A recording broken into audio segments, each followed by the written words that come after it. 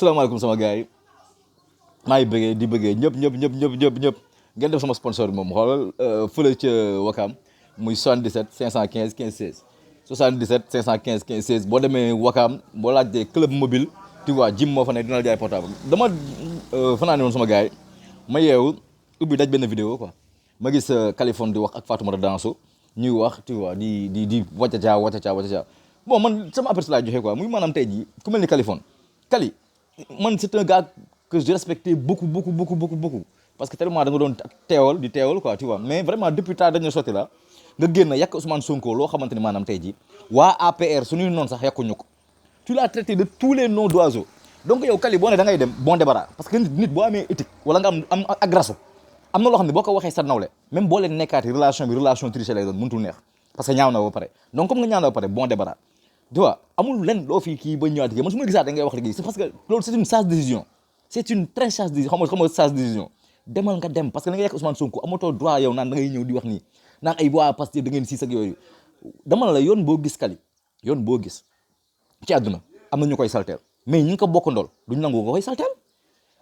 koy salteel tey jii mënuñu nekk Pastef ngeen nekk fii di saaga arrogant waa Pastef tey jii fu ñu tourné ñu seen boy dañuy saaga te ñoom ay boy yu mel ne Issa Diène ay boy yu mel ni Seni Sène di ko teewal Issa Fil saaguñu kenn yéen ngeen ñëw bëgg a nekk lii ñuul ci soow mi mais dañu seppi sànni leen fële du question ne Ousmane Sonko ñii ñoo ko moom wala dara mais da ngeen ne si yoon bi pare di ko salteel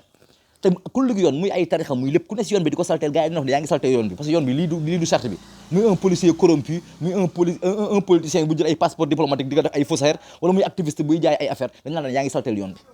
tu vois donc yow Kali bon débarras sa dem gi mooy sa décision parce que xajotoo ci affaire Ousmane Sonko yi li nga ko wax nii yow war nga rus sax taxaw di wax tur Ousmane Sonko parce que li nga ko yàq waa APR yàquñu ko tu vois balaa may dem tamit ngeen naan li ma def si kii bi ñoo doon defal Ousmane Sonko lii ak lii defaloo ko Ousmane Sonko fii ku fi ñëw defal dara defaloo dara Ousmane Sonko sa bopp nga ko defal ñun soxlaaw ñu dem kër Ousmane Sonko soxlaaw Ousmane Sonko du ñu oo on n'a pas besoin de ça ay Ousmane Sonko du ñu reconnaître déedéet Sénégal lañ koy defal ñoo bokk même objectif bi ñuy jam li Ousmane Sonko bëgg a jam loolu la ñu bëgg a jam donc fii ku fi nekk di def xaaruñu si ay Ousmane Sonko oo ñu wala photo woon nañ ak moom on n'a pas besoin de ça loolu intéressé wuñu li ñu intéressé mooy tey jii maanaam projet bu mu porté pour génn ci Sénégal loolu moo ñu intéressé mais pas waa parce que reconnaître ñu ñoog da ngeen ko moom loolu yéen ñi fi ñëw pour ay position yéen la sonal mais sama genre gi sonaluñu ñun waaye xaw ma sa waa Pastef fu ñu ne man ay fii la Pastef non li may def maa waa ji ñoo bokk objectif naa ko ci pousse ba mu atteindre ko sola mu ma ci sola mu waa Pastef di ma reconnaître sama partition laay apporté ci édifice bi